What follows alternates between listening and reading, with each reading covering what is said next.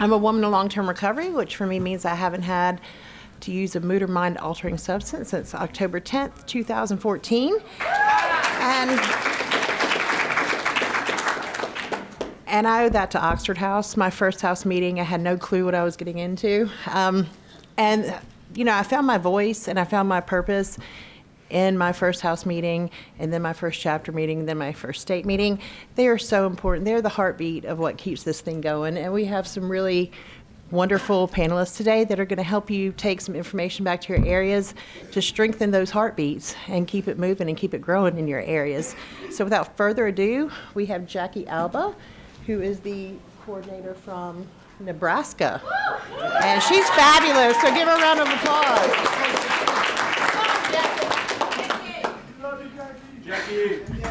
Hi, I'm Jackie Alba. I'm a woman in long-term recovery, and what that means for me is I haven't had a drink or drug since December 15th of 2014. I think the most important thing for me to say is when I attended my first house meeting, I was scared to death. I had been there for only like 4 or 5 days.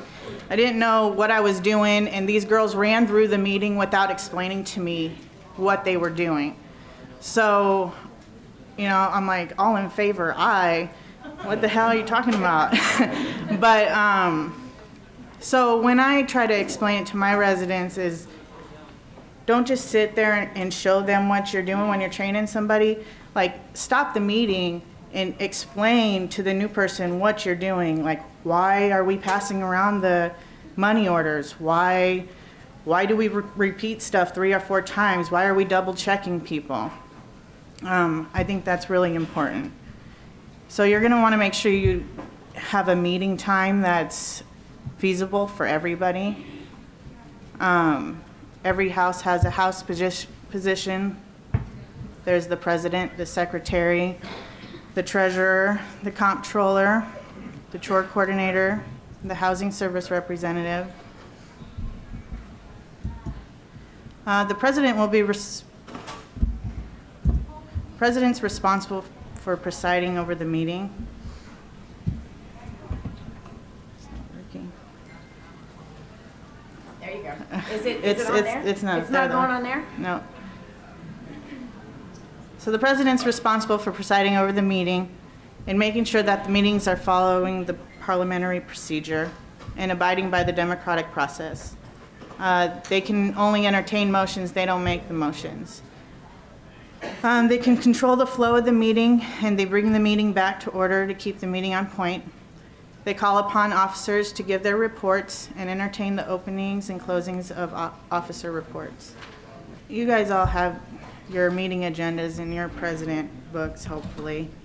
You're going to call the meeting to order, open with the serenity prayer. Roll call by secretary.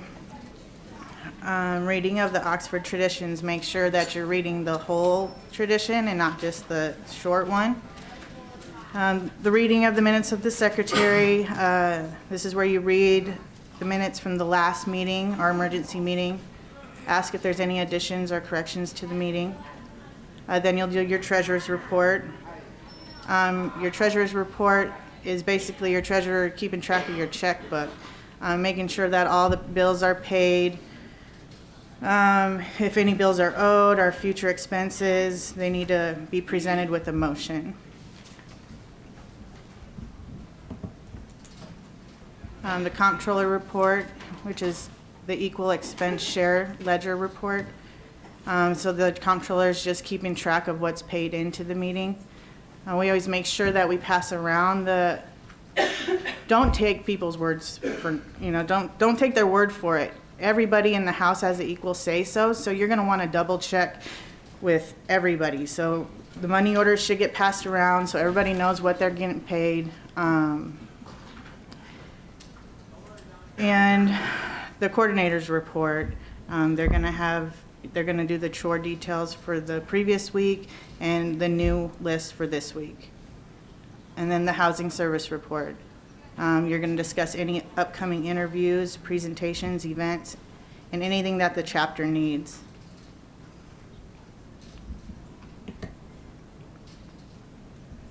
And then Lance will get into new business.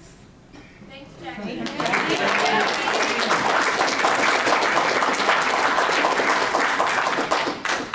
Hey, Lance. Hello. My name's Lance. I'm a grateful dual threat in long-term recovery. What that means is I haven't used or picked up any mind-altering substance since 4/14 of 12.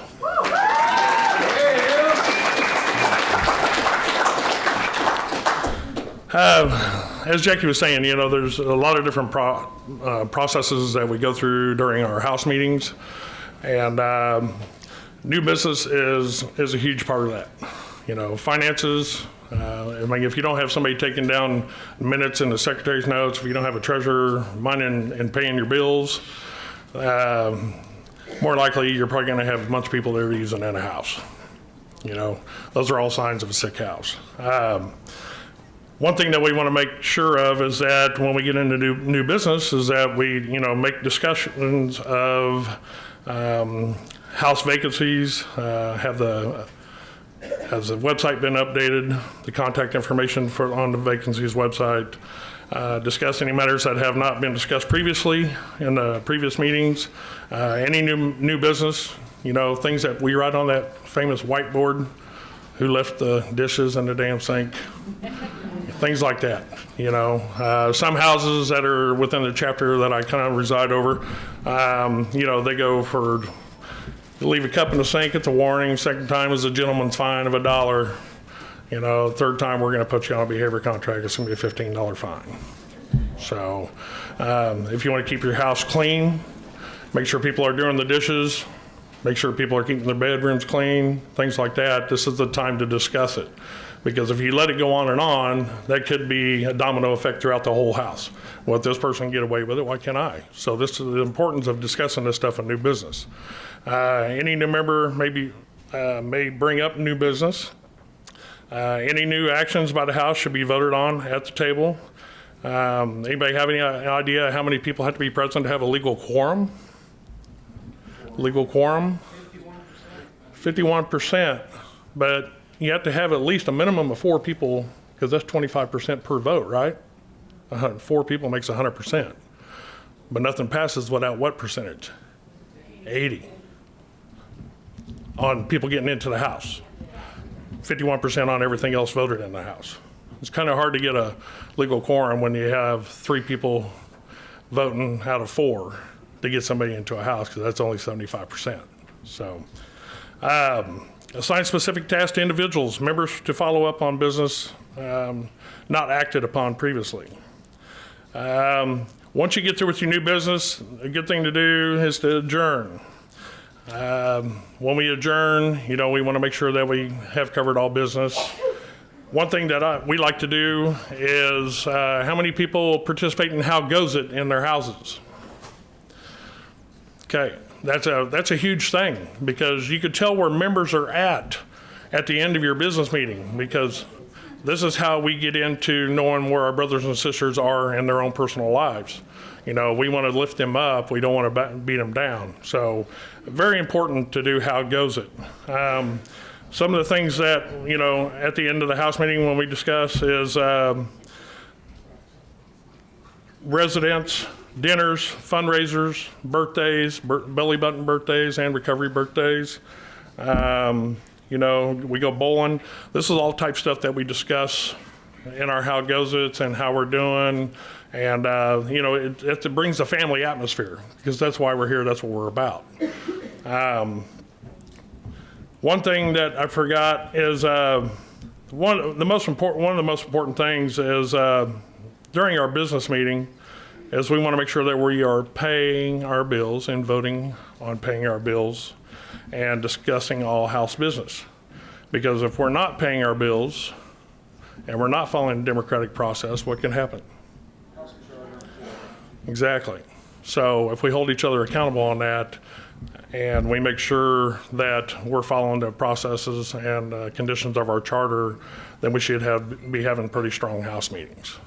So, oh, I heard a ding. That's what I was saying. Okay.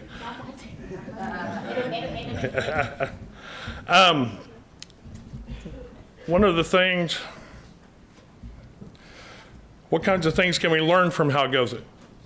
Where someone is in a recovery, where someone is financially and their own personal well-being on their job and so forth, where they are in relationships with the significant others and their families, what's going on with them on legal areas in their lives, where they are medically. Some people will hide that. You know, they'll keep that shit in the closet, and that's not what we're about. We can learn how to help our brothers and sisters by simply listening and showing support. Man, how goes it? I can't explain how important that is. Because if somebody's not, you know, on their best or in the right mindset, then what do you have when it comes to them fulfilling their position on the house level? You know, we get to learn a lot of things about people and by listening, and we learn a lot and we get to show them support. We learn about positive things going on in each other's lives, and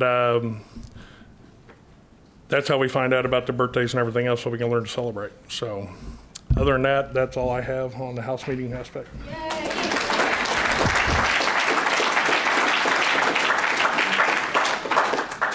And that was Lance Whitney from Kansas City, Missouri. Who was at the convention there last year? Didn't they put on an amazing show? That was awesome. That was a really good year, and this is a really good year. Next up, we have Thomas Floyd. He is Senior Outreach Coordinator for Oklahoma. He'll be talking about housing service committees.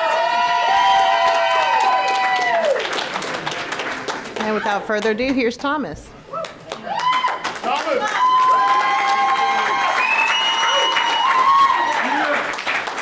Wow, okay. I'm Thomas Floyd. I'm a person in long-term recovery, and for what that means to me is I haven't found it necessary to drink or use since January 31st of 2013. Okay, so I got the luxury of speaking about HSC meetings, which is not technically on our breakout panel, but we figured it was important, so we should put it on there. I have a little bit of experience in this, and the reason is because when I was a chapter officer in Oklahoma City, we did not have Housing Services Committee in the entire state. And so as the chapter chairman and the state chairman, I'm not gonna lie, my first few months in Oxford, I had some nervous breakdowns. There was some serious, I was going to 7-8 house meetings a week. I had nobody to help me. So I actually, this is where my ego was then, I thought that I came up with Housing Services Committee. I thought it was my idea. Anyways, so I started doing some research into what other states did, and the biggest question that everybody around me asked was, what is Housing Services Committee? And I couldn't answer it. And so I started doing some research, and I started looking what other states did, and I actually sat down at a computer and wrote what I called an HSC mission statement. And so I wrote this mission statement, and then I went around to every chapter in the state of Oklahoma and got it voted in. And then we went from there. And so it was trial and error. And the interesting thing about this presentation is that there's many ways to do Housing Services Committee. There's no structured right way or wrong way to do it. So the mission statement says, Housing Services Committee's primary purpose is to be instrumental in the opening, training, and filling of houses in the chapter. Armed with suggestions of the model and knowledge of the manual, the seasoned residents teach the newcomers through experience. It is the proactive right arm of the chapter. Through service, not governing, the committee protects the model and ensures that every newcomer is given an honest chance at recovery. HSC is an example of replication in action. And then I added at the bottom, serving on the committee is a privilege, not a right, and members will be held accountable in protecting each house's autonomy.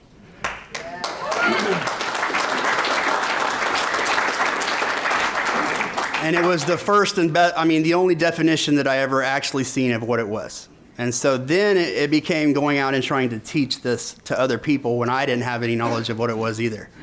And so we made a lot of mistakes in the beginning.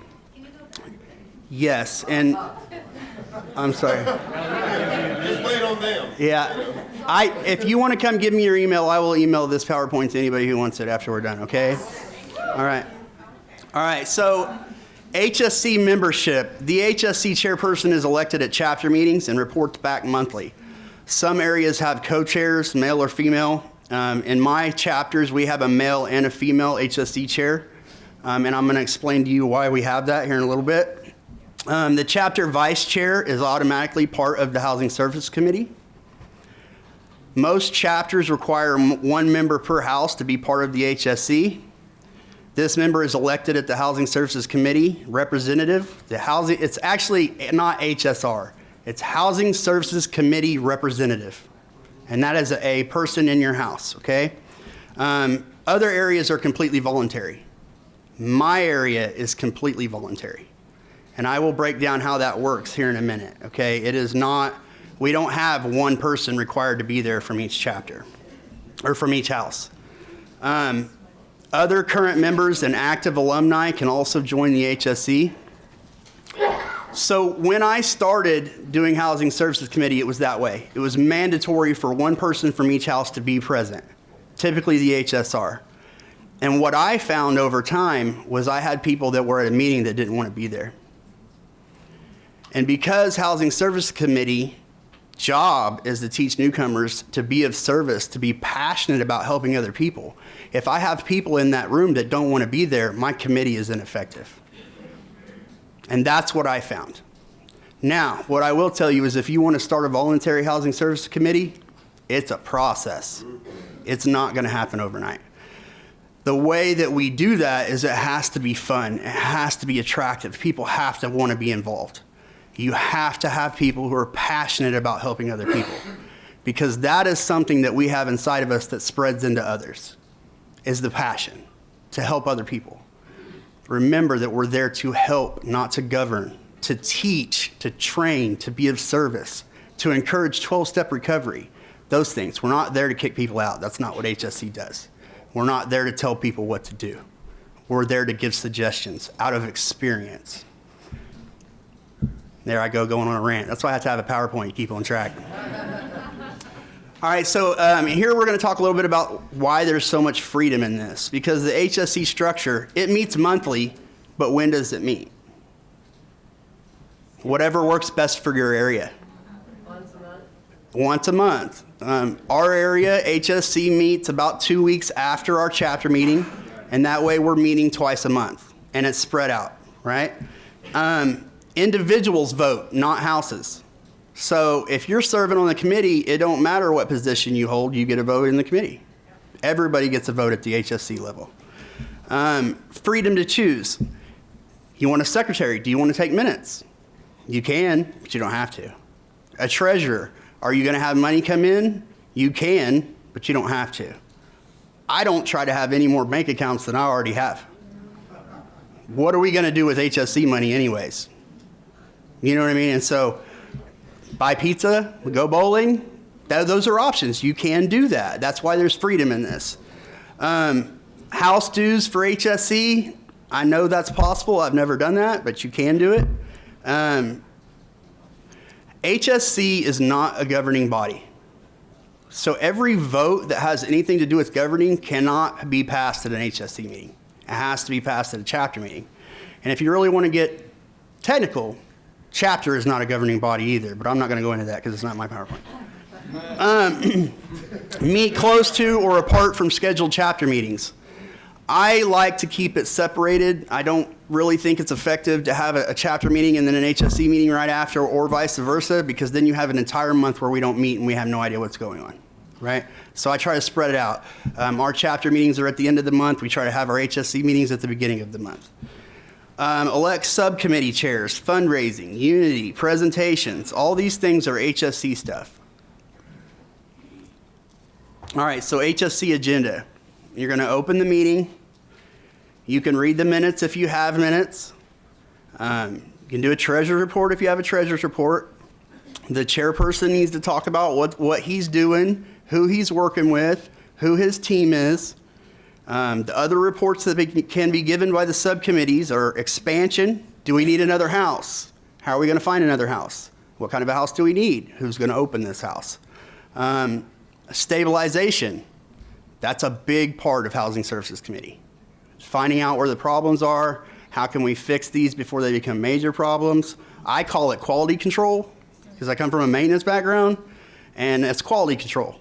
We're making sure that we don't have $3,000 problems. How do we fix $3,000 problems? Make sure that people are doing their chores. Make sure that people are going to meetings. Make sure that people have sponsors. That's how we fix $3,000 problems. The small problems always fix the big problems. Presentation committee, fundraising, unity events, and then unfinished and new business and close the meeting. Before I go into interchapter, I want to explain to you how my area has transitioned into what we are. I have 37 houses in 2 different cities. There are 4 chapters. We no longer have individual chapter HSC committees. We have a men's committee and a women's committee. And what that has done is it has break down the barriers between the chapters. How many of you know that a handful of people do all the work? All right, so if I have 4 chapters and I have a couple people in each chapter that do something, when I put those together, I have a big committee. I have a committee of people that can handle all the problems, right? And then I'm able to make it voluntary and have the people that really want to be there to be of service. Now, it didn't start big, it started small. Today we have 50 to 60 men in our men's HSC meeting and 30 to 40 women in our women's HSC meeting. And it took a little while to get there. But people are plugged in, and it's growing, and they're handling their own problems, and I don't even have to go to HSC meetings anymore. And that is what we are supposed to be, organic. It's this organic growth here. Now I'm going to talk about interchapter meetings. How many of your areas have an interchapter? Yeah. How many of y'all know what interchapter is? Okay, so you could call it citywide. Some people call it citywide. It's interchapter. Large cities eventually grow to include multiple chapters. So we have 5 in my area, the 4 that I oversee, and then another outreach who's in another area, and we all meet together. The chapters need a way to communicate with each other. It's the only body that I personally can address the entire area. Interchapter is often called citywide. Meetings happen either monthly or every 2 or 3 months. We meet monthly, and we have anywhere from 110 to 150 people show up. We bring entire houses to this meeting. It is the biggest unity fundraising event that you'll get to see. It's kind of an obnoxious meeting.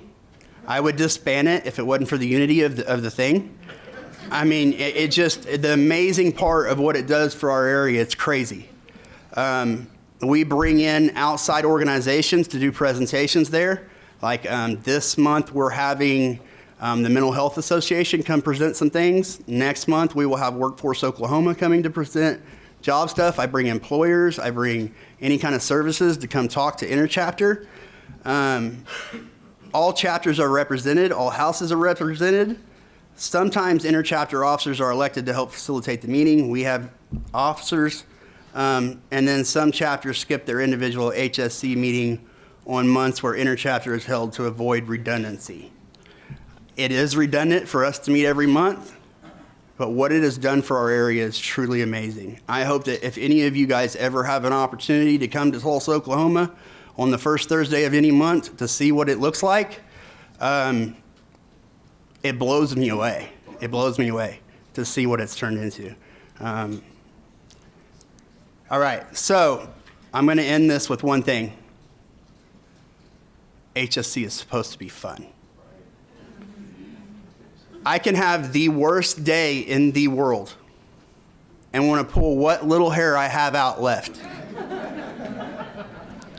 But when I am serving other people, whether it be in 12-step recovery or in Oxford House, I get to go home and lay my head down grateful.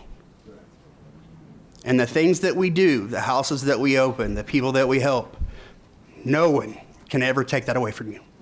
Thank you.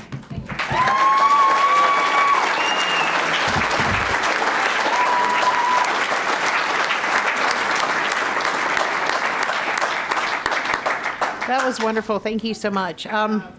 So next up, we have Taylor Wright. He is the Senior Outreach Coordinator from the beautiful state of Colorado. He'll be talking about chapter meetings. I hope he mentions to Columbia, South Carolina, that you don't have to have Little Caesars at every chapter meeting. So if you could just include that, that would be great. But we're excited to hear what he has to say. Thank you. Taylor.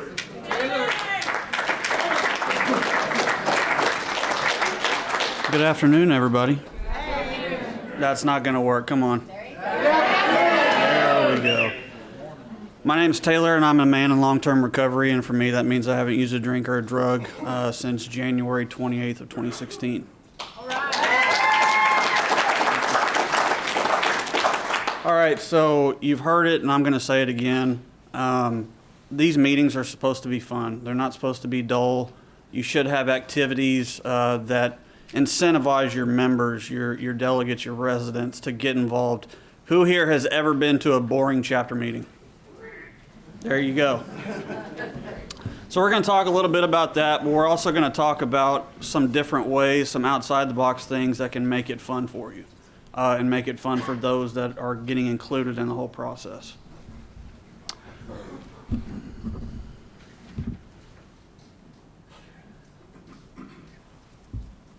One second.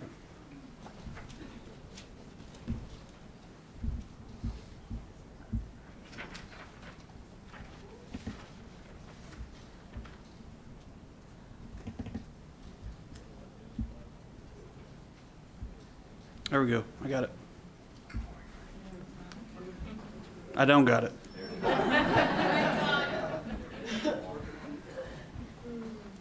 That's that chapter.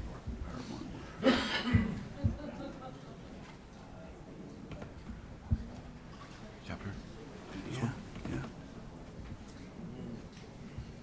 It's not pulling anything up.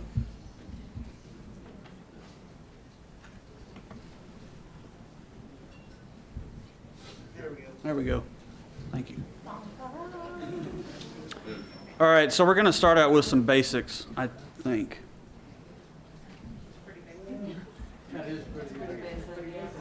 Pretty basic. Hey, Todd. No. My basics. Man, you know what? Is that yours? That's the one I sent you from the template. Okay. I'm going to work from my phone because I do that all the time anyway. I'm good. All right, so some chapter meeting basics. We'll run through these real quick. So each chapter meeting should have a designated meeting place and time made known to each house within the chapter. Everybody has something similar to that rotation schedule? Yeah. So then we have voting members from each house should be on time and ready from the start of the meeting. Show of hands, how many of your members show up to chapter meetings not on time? Pretty fair amount of people. And there are ways to fix this. Accountability is obviously a thing that we have in our homes, but at the chapter level too, holding accountability for attending your chapter meetings on time and just attending in general with paperwork and, a representative from each house is something that can be done. Let's see. Representatives from each house should present completed paperwork in accordance with the responsibility of their house to the chapter. That's the obvious things like housing summary reports, sometimes chapter audits, your bank statements, stuff like that is generally gone over at a chapter meeting.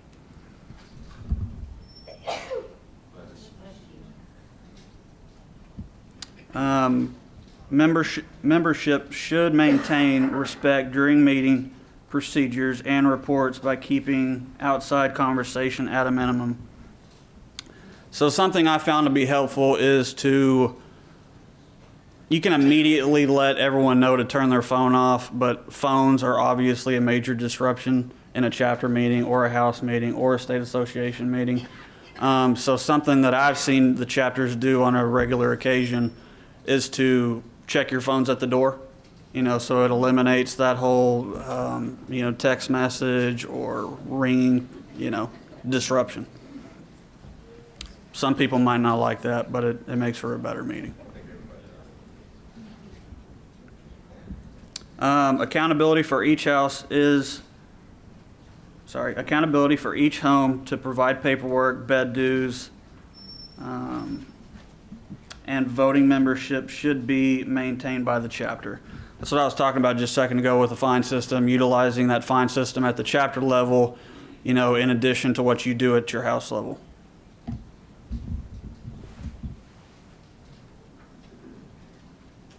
I'm starting to realize that my eyesight's pretty bad.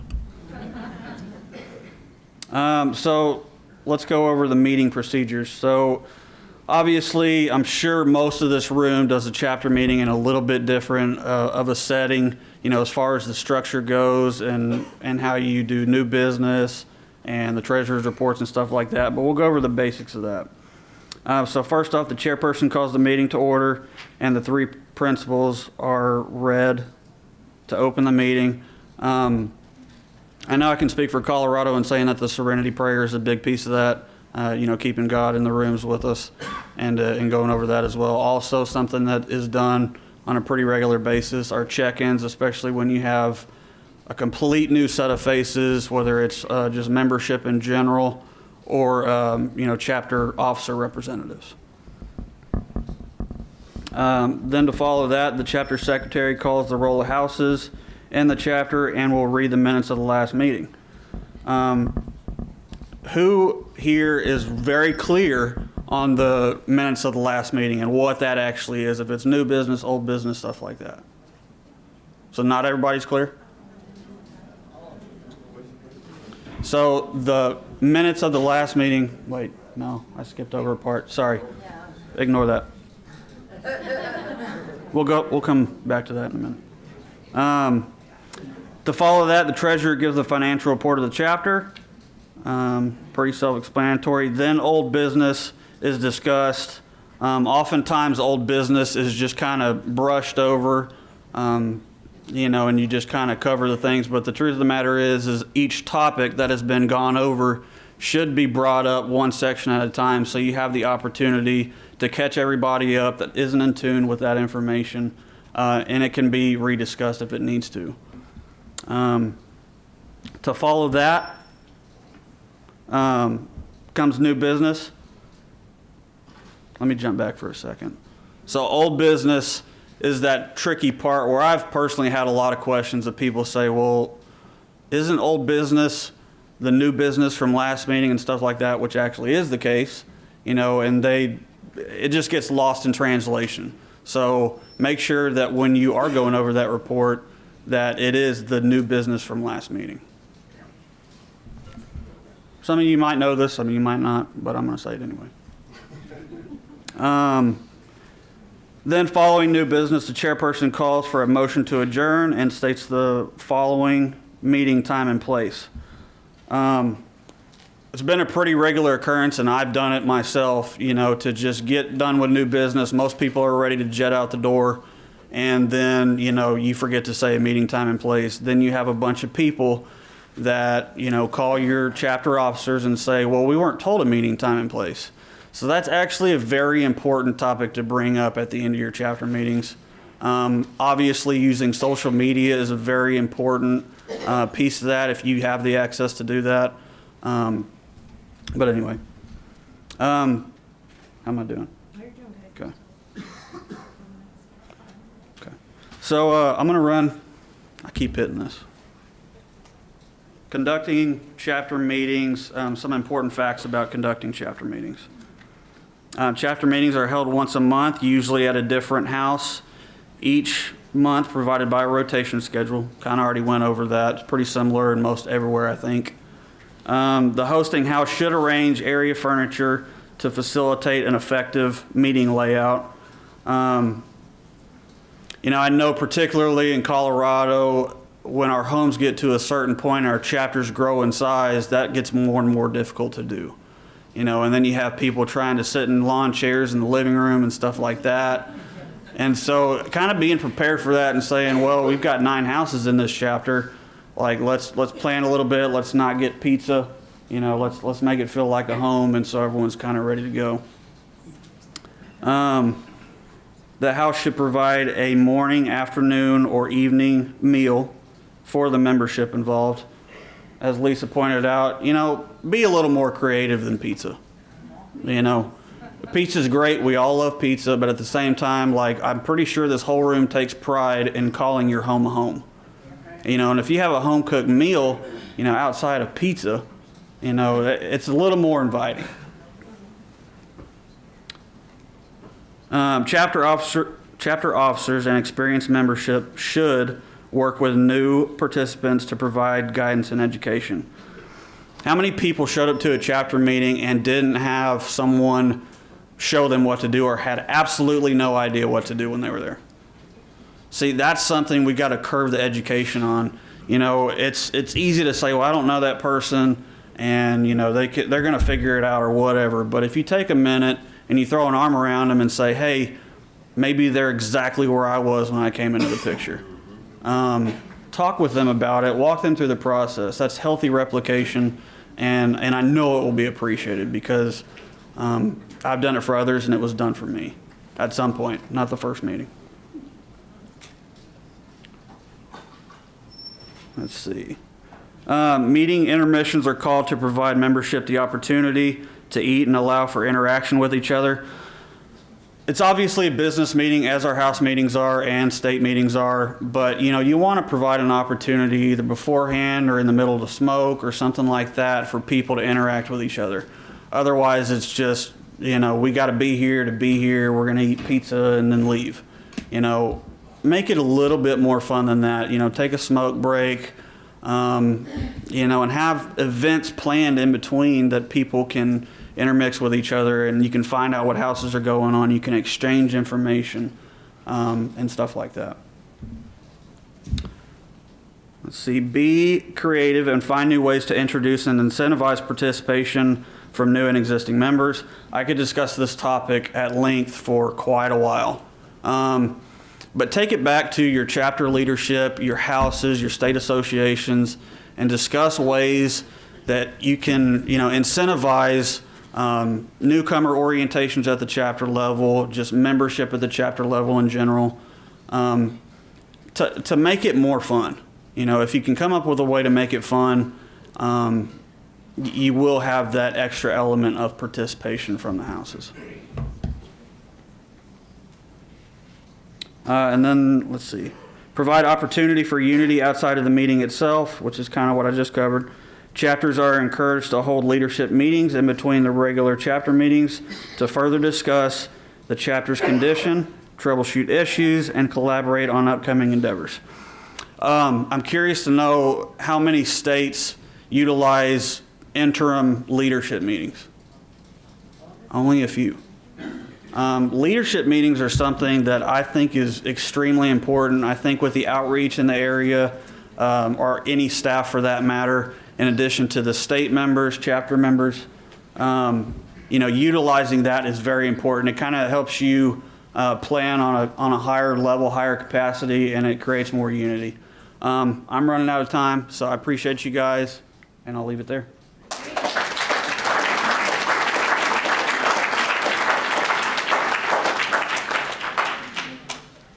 Thank you.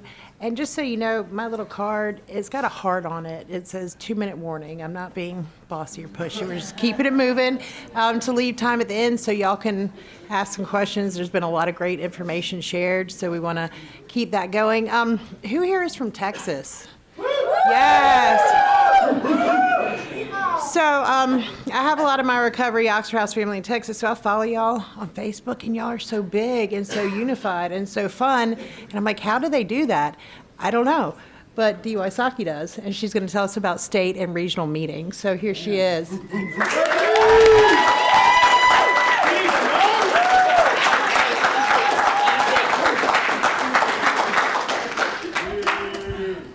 Good afternoon. Who's not from Texas? Yeah. Who's from Jersey? Yes. Who's from Louisiana? Yeah. Thank you. Oh, you got to switch it back there. So, my name is DY Saki. I am a woman in long-term recovery, and what that means to me is I'm an addict alcoholic, and my sobriety date is February the 21st of 06.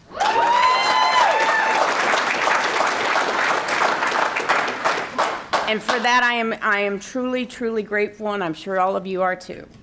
So, I get to talk about state and regional association. So I was working in New Jersey for about 5.5 years, and then I got to come home to Texas. And when I came home to Texas, we decided to split the state association into regionals, and we had 4 chapters in Dallas, and we were splitting 2 of them. I'm like, wow. Like I didn't have enough to come back home to. Now we're going to just double the work. But it has truly, truly, truly been a blessing. Because if you look around in this room today, you guys are what does the work, not us. You guys are the foundation of anything that we present up here. There is nothing that an outreach worker in any state can do without you sitting in your seat today. So I know that the residents that I work with I'm famous for this. It's all about the newcomer. And you've obviously been the newcomer at one point in time, and today you've got a seat at the World Convention in 2019. So give yourself a round of applause. So, and it hasn't been easy. Anything that you start, you got some rough patches along the way.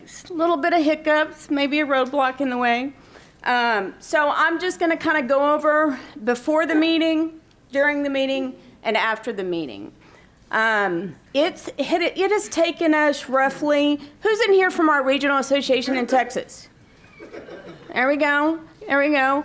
It's been for the north, so we have a north and a south. South was pretty much structured, and the north had to kind of come together. Texas is a big state. It's a big state. So we kind of had to get creative with how we communicate and how we pick our venues. And we really haven't gotten that one mastered yet. We're still working on that one, because when I say we're a big state, it's really hard when you get, I know that we have 275 houses in Texas, and when you get all of that participation in one room, it can get very interesting, to say the least. We get creative with our agenda. We're going to start creating an agenda. So with our agendas, you want to make sure that you're able to communicate with your chapters, right? So your regional association is developed by your chapters, and you want to make sure that your chapters are involved in creating that agenda. On a state level, it's a bigger room, bigger meeting, so you want to make sure that you have an agenda that is on point, that is going to keep you on target. Like all of us have had PowerPoints. We just kind of wipe Taylor's out. Poor Taylor, sorry. So that we can keep ourselves on track. And it's very important because, like Taylor asked, how many people have been to a boring chapter meeting, right? And we can stand up here all day long and tell you it's all about having fun. But you still have to do conducting some business. So let's make sure that we're putting it on point. You want to make sure that, I know that for us, we send out the minutes in the emails, because we have people that have worked very hard, very diligently on getting emails for all of our houses, for all of our chapter chairs, for all of our regional associations, that we get those out there, we mail them out there. Read those. Please take them back to your chapter meetings, read them a new business so that we can kind of shorten that business and have some fun at the end. During the meeting, it's not a party, it's a team meeting. Hello? Hello? It's a lot of people coming together and everybody's got some opinions, right? Right? So that's why we have our chair up there trying to keep it in time management, right? You want to make sure that you're, okay, Texas, help me out here. I cannot say this word if I screw it up. Parliamentary procedure. Guys, I have it's usually the P procedure in Texas, okay, just so you know. You want to make sure that you're following the parliamentary procedure, that you're making motions, you're having people second it, and you're putting the vote out there by your chapters. You want to be able to have a discussion. Guys, you want to make sure that you're able, I heard Jackie up here saying and talking about how their voices mattered inside a house meeting. when you get to the chapters meetings and the regional association meetings and your voice gets heard by people outside your house, it's an amazing feeling. So you want to be able to have a discussion. You want to make sure it's limited, but we want to make sure that they're able to finish a full sentence to have the discussion. But then again, we don't want to beat a dead horse to death either, because we're good at that, right? So you want to make sure you keep your time limited. Your leadership, when you step into a chapter position, a regional position, or even in your house position, you need to remember that you are in a leadership role. You live by example. All eyes are on you and people are watching you. You are the example to that newcomer. Whether you've been there 2 days or 6 months, you're an example to that newcomer. Losing your cool in the middle of a meeting is probably not the best thing for you. That's probably the best time for a smoke break. Right? And then you just come back to it. We work our program of recovery, right? You have to be the example for anybody. Thomas was talking about having it voluntary and it being fun, right? The minute we quit making it fun, we lose the enthusiasm. Here it is. I wasn't nervous until I got up here. Okay, after the meeting, you want to make sure that you're communicating any business that was conducted on a regional association with your chapter officers, coming up with solutions. You want to be real careful. Okay, y'all ready? I talk about social media. Social media is absolutely a great form of communication, but you want to be real careful you're not having a meeting before the meeting, right? It's real easy to do that, especially on social media. You want to make sure that you're not putting business out there that is something that you're going to be brought to the quorum for a vote. Because we're all real good about getting people on our sides. That's what we did out on the streets, right? I can bring it into recovery real quick. All of y'all be voting on my side. We're getting this vote passed, you know what I mean? So you want to make sure you're not having that meeting before the meeting. You want to make sure that you're putting business out there, what we need to get taken care of, where we're going to be of service for the individuals that have voted us into this position. You want to make sure you're getting your financial audits. We on the North Region are going through some hiccups with our finances. We've developed a budgeting team, which I think is amazing. But it's just one of those hurdles that we've had to go through. We found a problem, now we're going to find a solution. You want to make sure you're doing your financial audits. You make sure that with your finances, you're very, very transparent. You know, again, with the social media, with the minutes, mail them out. Make sure you've got them out there. The regional association, with the North Region in Texas, I have to say that I'm very, very proud of them. I would not be able to do my job without them. There's no way. They have taken it above and gone into chapters and done house trainings and chapter trainings. And they find the targeted areas and locations that they're needing to service. We have a lot of rural areas in Texas that don't have chapters and really need that added support so that they're not stuck out there like the redheaded stepchild. And then you make sure you have fellowship, right? We can have several arguments during the meeting and we hug it out at the end. All right? So that's what I have as far as the regional association meeting. We'll all be up here to answer any questions. Thank you very much.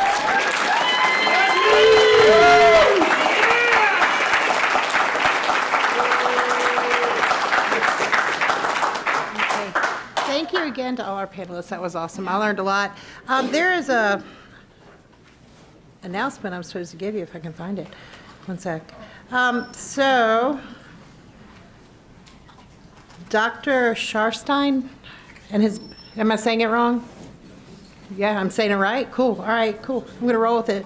Dr. Scharstein, his book, The Opioid Epidemic, is being sold over by the registration desk, signed copies for $8. So that would be a really good resource to take back. to your areas.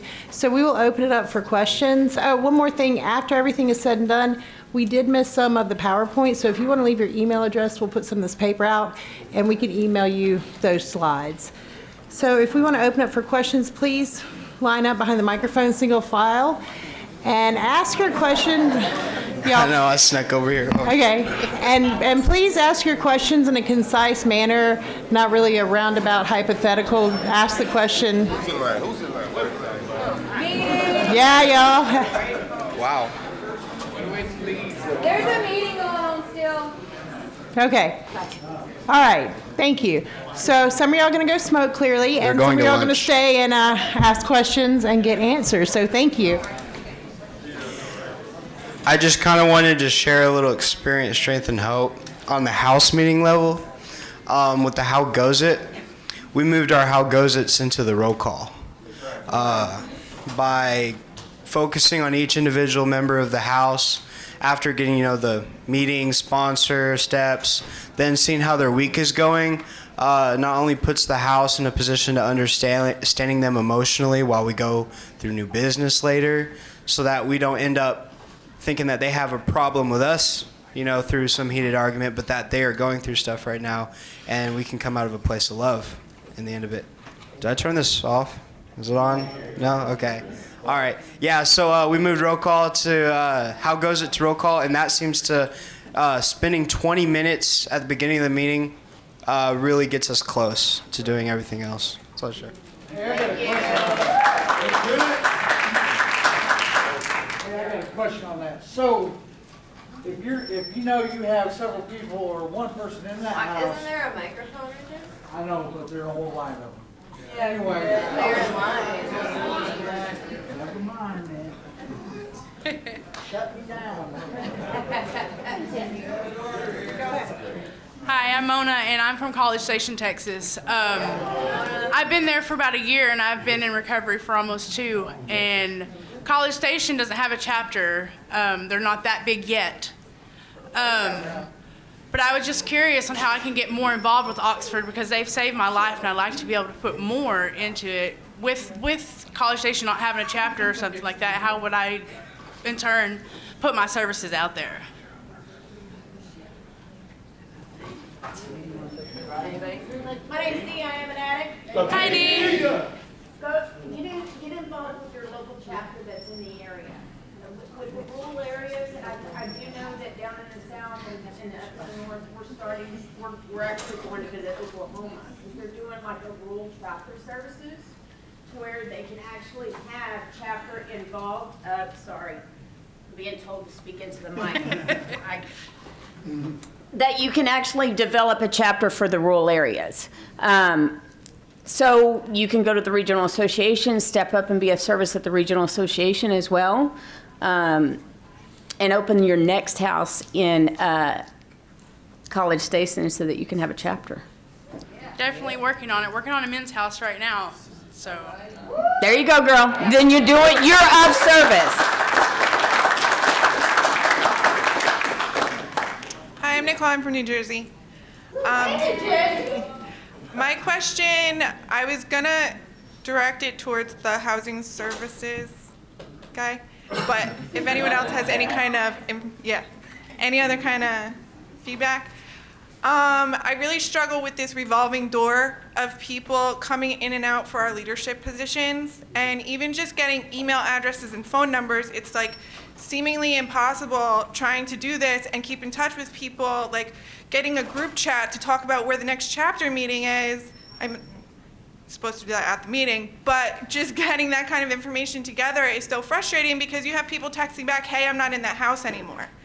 Like, how are we supposed to deal with this? Like, I even tried to do like a Facebook group, and maybe like the only people that joined were the ones that I made join at the meeting, and they're not really, it's just not working in the way that I am hoping, and I just need some kind of help with this.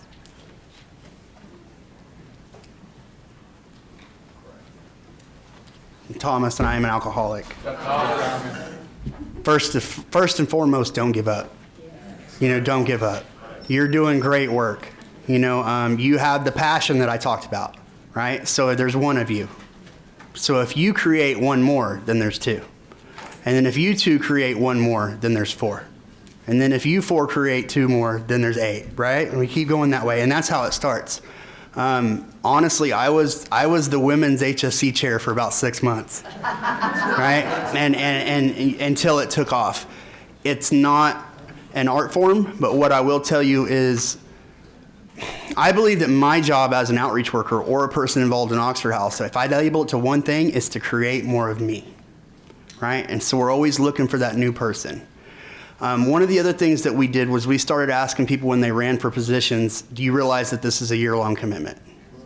Okay, and they have to understand this is a year-long commitment. If you're not going to commit, I just assume have it vacant. And that doesn't always work. It's not a perfect strategy, but over time, don't give up, okay? Don't give up. People will come as long as you continue to be passionate, okay? All right, and you can come talk to me later and I'll give you some more advice, okay? Thank you. Can I say something on that real quick? Having worked in New Jersey, the biggest suggestion that I can give you from coming back to Texas and what I wish would have happened in New Jersey is start having some unity events within your house. Don't make it about business. Because I came back to Texas with a fellowship that is amazing, and it's all about fun. And it's about the people that show up to that unity event and just having a lot of fun with it. So start with that as well.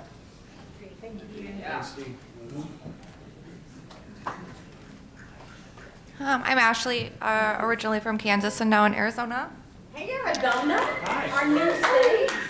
Yes. So probably as most of you know, we're new, and I have a couple questions actually. Sorry, well, just 2. But I didn't know if you guys had any. We're getting ready. We just got a new men's house, so now we're going to be able to start a chapter. And I didn't know if you had any suggestions on being able to start a new chapter, because I'm the only person that's lived in Oxford out of all of our residents. So there's 2 outreach workers and me. So I didn't know if you had any suggestions for me.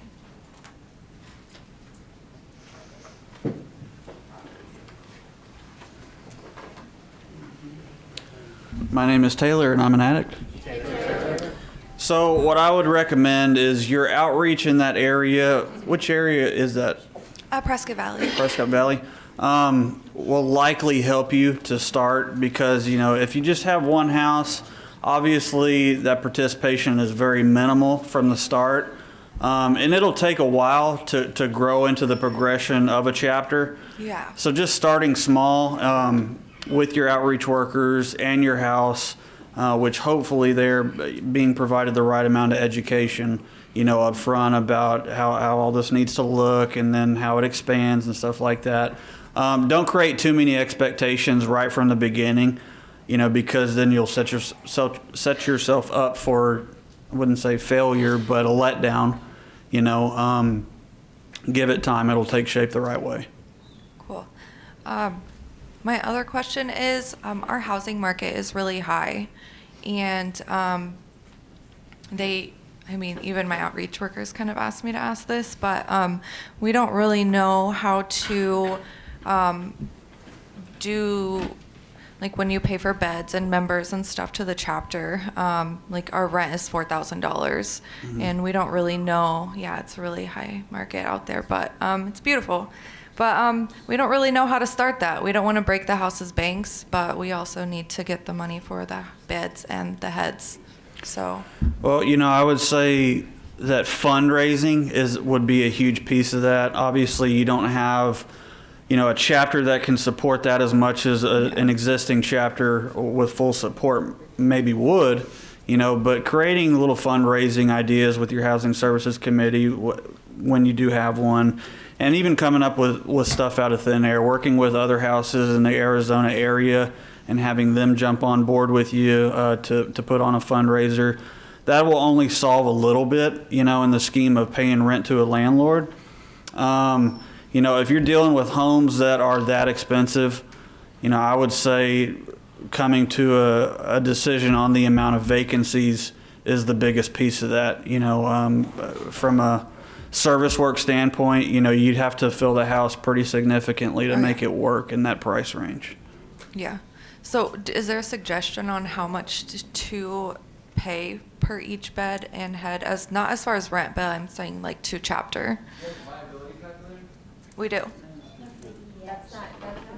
So is each house paying chapter dues, right? So it's That's for the basically- house level on the viability calculator. Yeah, but we apply HSC and chapter dues into our viability calculator based on how much we pay each week. That goes in the house account. You know, after rent and bills, we have money set aside for chapter dues and HSC dues. Mm-hmm. So I mean, the more bed dues, the more the rent is going to cost in the house. Mm-hmm. Go ahead, Thomas. You know, the idea is you're trying to build an account.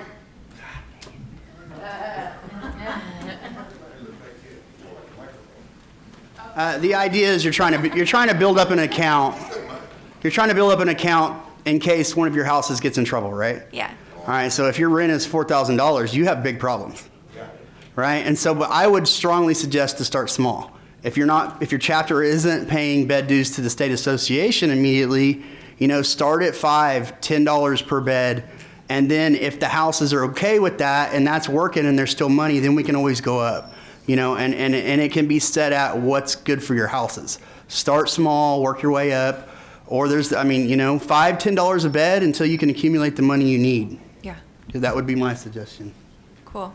Yeah. Does that kind of answer your question? Yes, it does. Thank you. You're welcome. If you want some more information, feel free to come up after. Hi, my name's Mikey. I am an alcoholic and drug addict.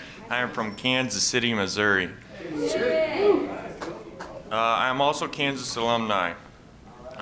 So I just recently got into the Missouri Oxford houses, and one of the things that I would like to see is like communication between Kansas and Kansas City, Missouri. But for like a long time, it's like there's a line in the sand drawn right there. There's Kansas, and then there's Missouri. And I go over to Missouri, I'm like, hey, let's go hang out with Kansas. And they're like, no, I ain't doing it. I'm like, all right. And I'll go over to Kansas, and they're like, yeah, you know, we'll go hang out with them. I'm like, all right, well, let's do a fundraiser. Tried the fundraiser. One of them didn't show up, you know. So I want suggestions on how to get rid of that stigma, get rid of that line in the sand, you know, between the two states. There's Kansas right there. Hi, Kansas. What's up, buddy? I love you. Okay? You know. So that's one of my questions. I got one more after that. I'll start this one. So, you know, what I would say there is, like Thomas brought up a second ago in a different scenario, stay consistent with it, you know, and don't quit so easily. And I'm not saying you are, but on the same token, you know, if they don't know you, it's easier to turn away and say, you know, well, we've got our little area, you got yours, and we can keep it that way. But that's not how it should be, and your initiative's in the right place. I would say my personal recommendation would be to show up to their chapter meetings, show up to their house meetings. You know as well as I do that our homes are an open forum, especially with membership in other Oxford houses. You know, if you make yourself known and that you are a friendly face, then I'm quite sure it'll take place. All right, very good. All right, ready for the second question? Yeah. Here's my second question. How many chapters does it take to form a regional or a state association, and to build that state association, what is the average time length into building a big, strong regional or state association? Because over in Missouri, we don't have one right now. That's a dear Thomas question. Come on, Thomas.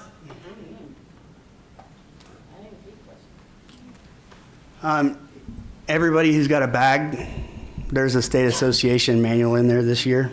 That is it's a very cut and dry manual. There's not a lot in it. It was made to be a starting point for us to build onto. I honestly am going to be, I don't know. I don't know what it says in there. But if I had to guess, I'd say 3 or more, right? 3 or more chapters to start a state association, you know, and the idea is to continue to build onto that. I don't know if that's the right answer or not. That's what I got. Okay. Did I answer it? Yes, you did, but I've gotten into, the state association manual, and it takes 3 chapters to start a state association. And, Lucky guess, huh? I think I'm just going to take it as taking the initiative and sticking with it and just not giving up on it and just Right. keep running with it. Right. Get into the manual, read it, and preach it. Yep, there you go, brother. Sounds good. Okay, we have about 5 more minutes for questions, okay? My name is Lindsay, and I'm from Eugene, Oregon, and I am an alcoholic. So I would like some suggestions on how to make our chapter meetings more fun and unified. We're really struggling with participation in general. It doesn't help that we have like 20 houses. We're getting ready to split. It's a very large group. So yeah, just suggestions with how to make our chapter meetings more fun and how to get people involved, yes, but stay involved. So I would say that really needs to start at the house level. I know that a lot of houses, just kind of a starting point is to take your house meeting outside and have it at a restaurant. Who's to say that you can't do that? Right. And once your membership feels that element of unity, that will transcend into the chapter level, and they'll want that to continue because it feels good. There's lots of different things that you can do. Fundraising events are a form of unity event. I know a lot of the males in Colorado, they'll have a UFC night, and stuff like that. And I think the answer to your question is to start with just unity-related events, and that will carry into the chapter. And then when you experience those type of events and those are put together, all you need to do is move it right to the chapter level, and it'll do the same thing. Okay, thank you. You're welcome. My name is V, and I'm an addict. Mine is not really a question, it's just a suggestion for chapter and regional officers, or state association officers. If you're in those positions, make sure if your chapter and your state has bylaws, that as regional officers and chapter officers that you're familiarized with those bylaws, to make sure that you understand completely from top to bottom what is expected and the guidelines and things of that nature, because it's kind of a bad look to go into a house or go into a chapter and say, hey, this is how things that I've experienced that should be done, and you don't really know what to do, or you don't really understand. You're just screaming out bylaws, but you don't really know what they are. So it's very important that you identify yourself with those bylaws and familiarize yourself with those bylaws so that you can go out and properly teach and train the people who don't know this type of information. Thank you. Thank you, B. My name is Kyle. I'm an addict in long-term recovery. I'm alumni from Oregon.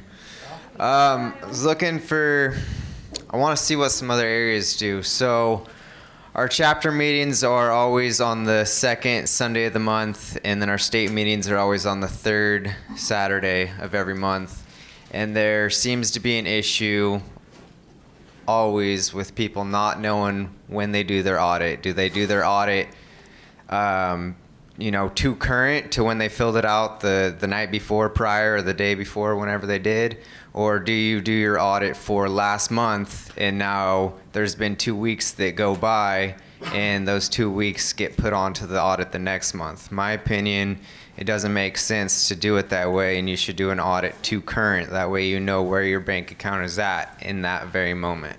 But I'd like to know what you guys do in your areas.